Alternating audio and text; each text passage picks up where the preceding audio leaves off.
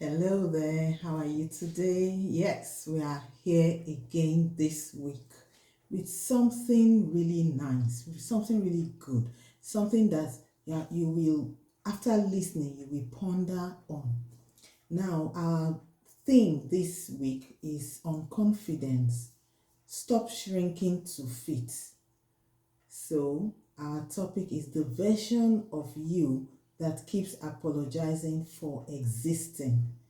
So, in other words, you shouldn't apologize because you exist.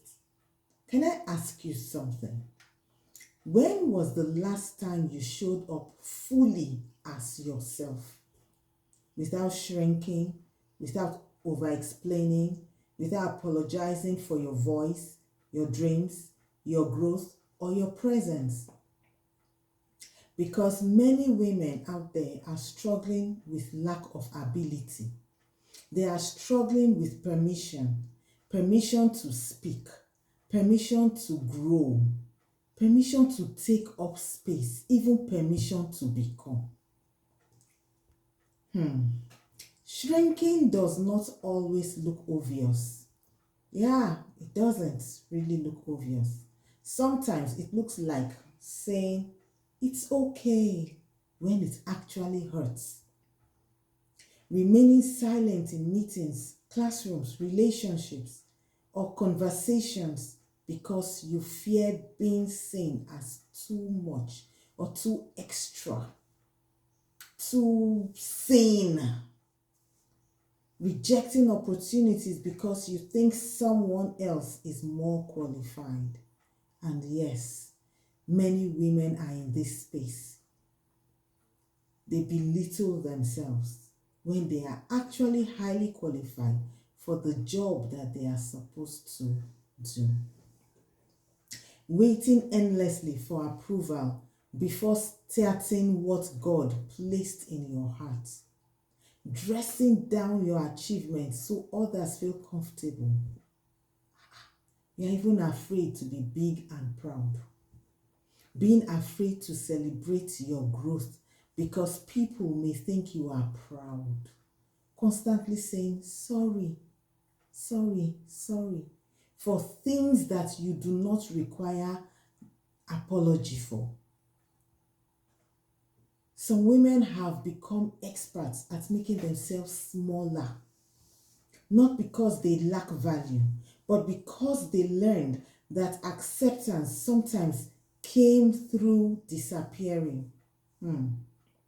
Belittle yourself. But confidence is not arrogance, not at all. Confidence is not believing you are better than others. Confidence is agreeing with God about who you are. Agreeing with God about who you are. Confidence says, I do not think or I do not need to become less for others to feel more. Confidence says, I can be humble and still visible.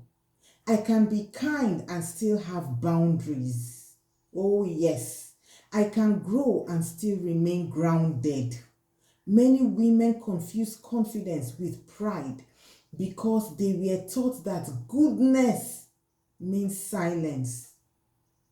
But confidence simply says, I no longer apologize for existing.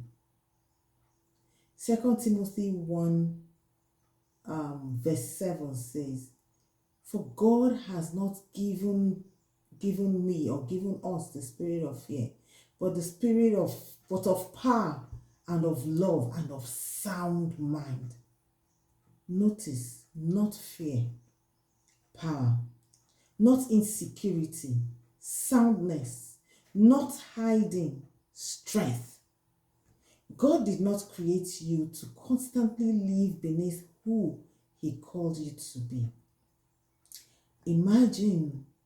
Just imagine a woman who has wanted to start a business for many years, but keeps delaying because she thinks, who am I to do this? Isn't this beneath me? Or isn't it beneath my husband's status? What will people say if I start frying akara, for instance? in my street? What will people say? Meanwhile, she watches others begin imperfectly. You do not have to start that business being perfect. Or the woman who has ideas in meetings but stays quiet, then watches someone else say the same thing and get recognized. How about the mother who pours into everyone but no longer remembers what she enjoys? Or that young woman who edits every sentence before posting because she fears criticisms? Or the woman who keeps entering relationships where she minimizes herself just to remain accepted? You are more than that. You were born to do better things. That is shrinking. And shrinking rarely protects us. It usually disconnects us from ourselves. Do not shrink to fit places that God designed you to influence. Do not. So how do we stop shrinking? How do we stop belittling ourselves? How do we stop, reducing our qualifications so that others can feel comfortable? How? We begin with being honest with ourselves. Yes, ask yourself, where am I making myself smaller?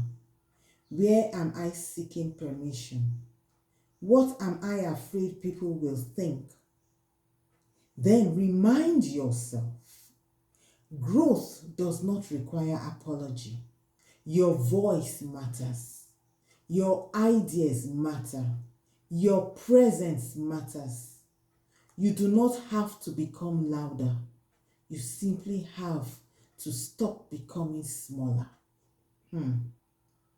Ephesians chapter 2 and verse 10 says, "For we are God's workmanship, created in Christ Jesus, to do good works." Workmanship, intentionality, doing that work. Created, designed. There is purpose in how God made you. The world does not benefit when you hide who you were created to become. The world needs you. To that woman who has been apologizing for her existence, this is your invitation. Stop waiting for permission. Stop dimming your light. Stop explaining your growth. Stop shrinking your dreams. Your confidence does not make you difficult. Not at all. It doesn't. It doesn't mean you're a difficult woman. Your growth does not make you selfish. Your voice does not make you too much or too extra. Matthew 5 and verse 14 says, "You are the light of the world." This is my daughter's favorite affirmation. A city set on a hill cannot be hidden. Light was never created to be dimmed. Light was never created to apologize for shining, and neither were you. This week, choose one thing to either speak up, apply, create, post. Make that post. Don't fear criticism. You will always be criticized, whether it's good or not. Begin, not because fear disappeared, but because you decided your purpose matters more. I need you to declare to yourself today, including me, I am saying it. I will not apologize for growing. I will not minimize myself for acceptance. I will not shrink. I will show up fully because I am becoming. Let's reflect on this question. What would change in your life if you stopped apologizing for becoming who God created you to be? An honest reflection. What is your answer? I'll leave you with this. God bless you. I'll see you again next week. Keep watching this page. My name is Onome Otokoma, Extraordinary Woman of Impact. God bless you.